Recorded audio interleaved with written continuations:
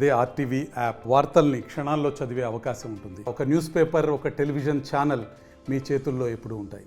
ప్రముఖ కమ్యూనిస్ట్ నాయకుడు సిపిఎం జాతీయ ప్రధాన కార్యదర్శి సీతారాం ఏచూరి మరణం చాలా బాధాకరం. ఆయన లేని లోటు కమ్యూనిస్టు ఉద్యమాలతో పాటు లౌకిక ప్రజాతంత్ర ఉద్యమాలకు కూడా తీరని లోటు. ఆయన ఒక తెలుగువాడు కావడం, వివిధ భాషల్లో ప్రావీణ్యాన్ని సంపాదించడంతో పాటు తను నమ్మిన సిద్ధాంతాలని, తనకున్న అభిప్రాయాలను స్వేచ్ఛగా చెప్పగలిగిన దమ్ము ధైర్యం ఉన్న నాయకుడు ఏచూరి గారు.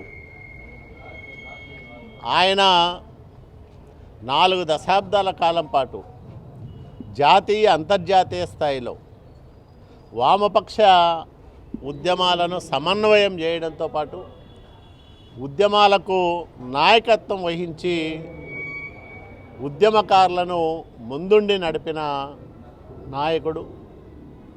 అట్లాంటి వ్యక్తి రాజకీయాల్లో అరుదుగా ఉంటారు. ఆయన చేసిన ఉపన్యాసాలు పార్లమెంట్లో కానీ బయట కానీ వాస్తవాలకు చాలా దగ్గరగా ఉంటూ సామాన్య బడుగు బలహీన వర్గాల ప్రజలకు మేలు చేసే విధంగా ఆయన నిర్విరామంగా జీవితకాలం కృషి చేశారు.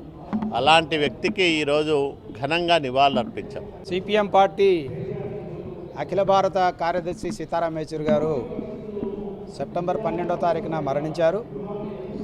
ఆయన సంతాప దినంగా ఈరోజు పాటిస్తూ అనంతపురం జిల్లాలో సంతాప దినం జరుగుతూ ఉంది. అన్ని రాజకీయ పార్టీలు కూడా, ప్రజాప్రతినిధులు అందరూ కూడా హాజరు కావడం జరిగింది. ఎందుకంటే సీతారాం ఏచూరి గారు భారతదేశంలో బహుళత్వంలో ఏకత్వం ఉన్నటువంటి భారతదేశం, అదేవిధంగా ఈ సరళీకరణ యొక్క ప్రమాదం, దాని ఇంపాక్ట్ ప్రజల మీద భారతదేశ వ్యాప్తంగా 40 సంవత్సరాల కిందటి నుంచి ఆయన చెప్తూనే ఉన్నాడు.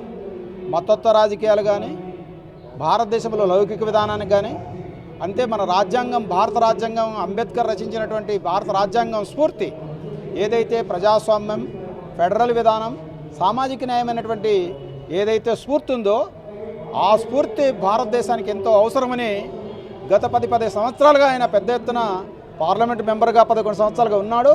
బయట కూడా ఆయన దీన్ని తీసుకుపోవడానికి, భారతదేశంలో మన రాజ్యాంగ స్ఫూర్తిని నిలబెట్టడానికి, మన లౌకిక విధానాన్ని, ప్రజాస్వామ్యాన్ని, ఫెడరల్ విధానాన్ని, సామాజిక న్యాయాన్ని కోసం గొప్ప కృషి చేసినటువంటి సీతారాం ఏచూరి గారు. ఆయనకు నివాళులర్పించడం మనందరూ భారతీయులందరి యొక్క బాధ్యత. ఎందుకంటే రాజ్యసభలో ఆయన మాట్లాడుతూ కూడా చెప్పారు, ఆయన భార్య, తల్లి ఒక మతం, ఒక సంస్కృతి, తండ్రి ఒక మతం, ఒక సంస్కృతి, మరి పుట్టిన పిల్లవాడు అతన్ని ఏమనాలి అని చెప్పేసి ఆయన రాజ్యసభలో మాట్లాడారు. అందుకనే భారతదేశం భిన్నత్వంలో ఏకత్వం కలిగినటువంటి భారతదేశం సాంప్రదాయాలను దాన్ని నిలబెట్టడానికి ఎంతో కృషి చేశారు. ఆయనకు ఘనమైనటువంటి నివాళులు అర్పిస్తూ మరొకసారికి ఆయన తెలియజేస్తాం. సీతారాం ఏచూరి గారి సంతాప సభ ఈరోజు అనంతపురంలో జరుపుతున్నాం. బీజేపీ ఏతర పార్టీలన్నీ ఒక మీదికి వచ్చి ఈరోజు ఆయనకు నివాళులు అర్పించడం ద్వారా దేశంలో ఆయనకున్న స్థానం ఏమిటో మరోసారి రుజువైంది.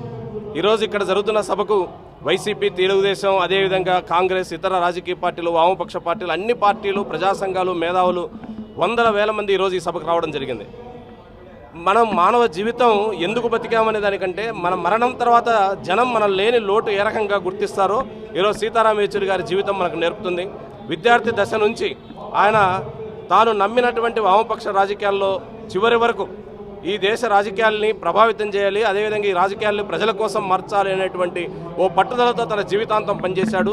ఆ మహనీయునికి ఈరోజు నివాళులు అర్పించడం అంటే రానున్న కాలంలో దేశంలో అమలవుతున్నటువంటి ఒకే ఎన్నిక, ఒకే పద్ధతుల్లో ఈరోజు దేశం ఏదైతే నడపాలని ప్రయత్నాలు చేస్తుందో ఈ రకమైన ఎన్నికలు ప్రజాస్వామ్యానికి, ఫెడరల్ స్ఫూర్తికి విరుద్ధం, లౌకిక తత్వానికి విఘాతం కలిగిస్తాయి.